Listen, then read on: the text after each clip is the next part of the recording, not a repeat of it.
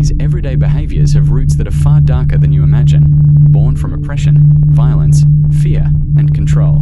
Today, we are uncovering the disturbing backstories behind habits we still practice. Stick around.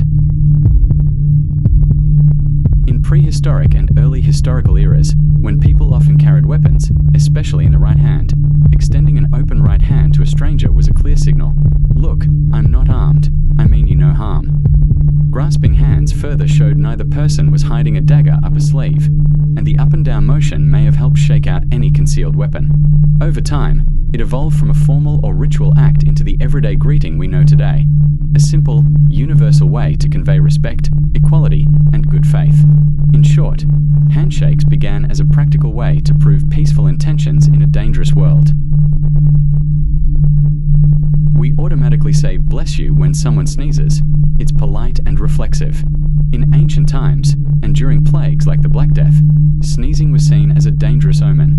People believed the soul could escape the body through the nose and mouth during a sneeze, or that it opened the door for demons or evil spirits to enter. Saying "bless you," or invoking God, was a protective ritual to safeguard the person and ward off supernatural harm. The practice persisted through superstition even as medicine advanced, turning a fear-based response into everyday courtesy. During major epidemics, it also carried undertones of hoping the sneeze wasn't a sign of deadly illness. A basic politeness habit taught from childhood. In medieval and earlier times, people believed the soul could escape through an open mouth, or that demons and evil spirits could enter, or bad luck spread, during a yawn or cough.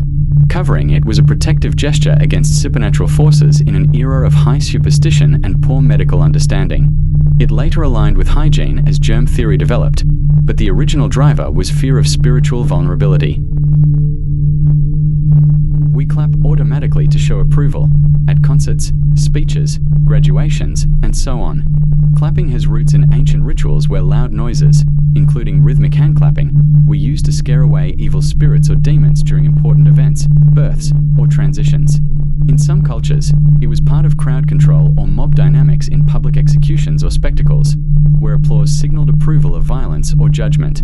Roman gladiatorial games and later public events turned it into a tool for gauging and manipulating public opinion. What we see as polite appreciation once carried superstitious or coercive undertones. Centuries ago, poisoning was a common way for rivals to eliminate threats. A drop of arsenic or nightshade could lurk in a shared jug of wine, undetectable until it was too late. Hosts and guests lived in suspicion. To prove good faith, one man would pour a splash from his cup into his companions, or clink their vessels firmly so that drops mingled between them. If the wine was tainted, both would share the fate. No one could poison the other without risking themselves. Over time, the cautious clink became a tradition. It spread across tables as a silent vow of trust. My drink is safe for you, as yours is for me.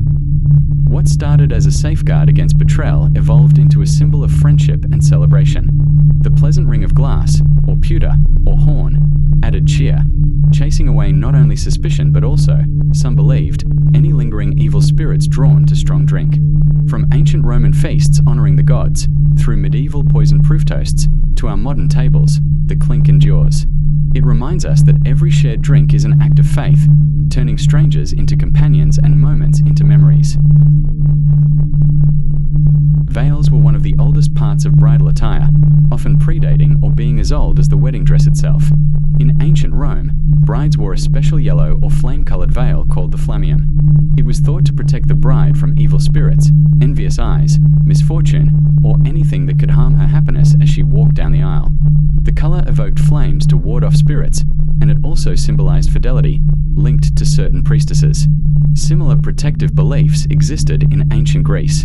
The veil helped shield the bride from bad omens, evil spirits, or wedding jitters. The practice spread and evolved through European and other cultures, influenced by religious customs and medieval traditions. It wasn't always common in every era or region but gained popularity again in the Victorian period, e.g., after Queen Victoria's 1840 wedding, becoming a status symbol with elaborate lace veils. Today, veils are largely a romantic, elegant, and symbolic accessory for many brides, though their use varies by culture, religion, and personal preference. Like and subscribe for more videos like this. See you in the next video.